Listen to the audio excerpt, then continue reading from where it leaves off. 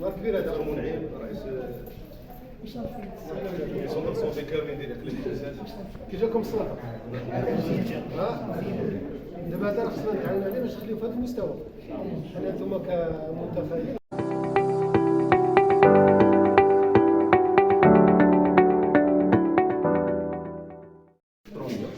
وتكون هي مسؤوله على كل حاجه كتدخل، كل حاجه فين كتمشي الستاتستيك ديالها تكون واحد الصيدليه موجهه مثلا غير الساكنه، لا الصيدليه موجهه للاطر الصحيه المعنيه بكل خليه. مثلا نعطيو مثال الممرضه اللي مسؤوله على الامراض المزمنه هي نفسها كتقدم الطلب واحد الكميه ديال الدواء.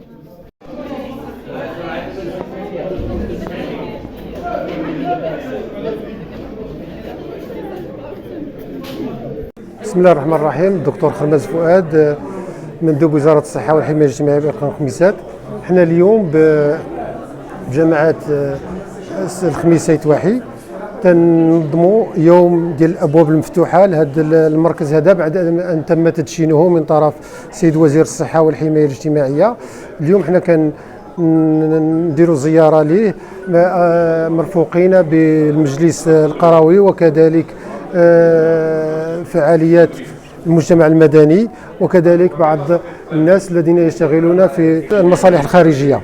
هذا اليوم هذا الهدف منه هو تعريف الساكنه بهذا الانجاز هذا اللي هو كيندرج في اطار ورش ملكي الرامي الى النهوض بالمنظومه الصحيه وتجويدها تستجيب لمتطلعات صاحب الجلاله نصره الله وكذلك لرعاياه الاوفياء بهذه المنطقه، وكذلك تجي تنزيلا لهذه النظره الملكيه الصائبه اللي كترمي ان ما يبقاش فرق ما بين الباديه والقريه فيما يخص الخدمات الصحيه.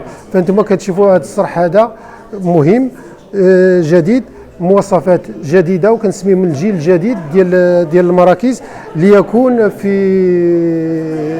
في مستوى الخدمات اللي كيبغيها صاحب الجلاله الرعايه. سيدي المندوب بغينا نعرفوا شحال من مركز في اقليم الخميسات تم التجهيز ديالو. الان اقليم الخميسات استفد من التجهيز ديال 10 مراكز بهذا المستوى هذا اللي كتشوفوا، والان نحن في طور تجهيز مراكز 2 اخرين اللي هما الياسمين و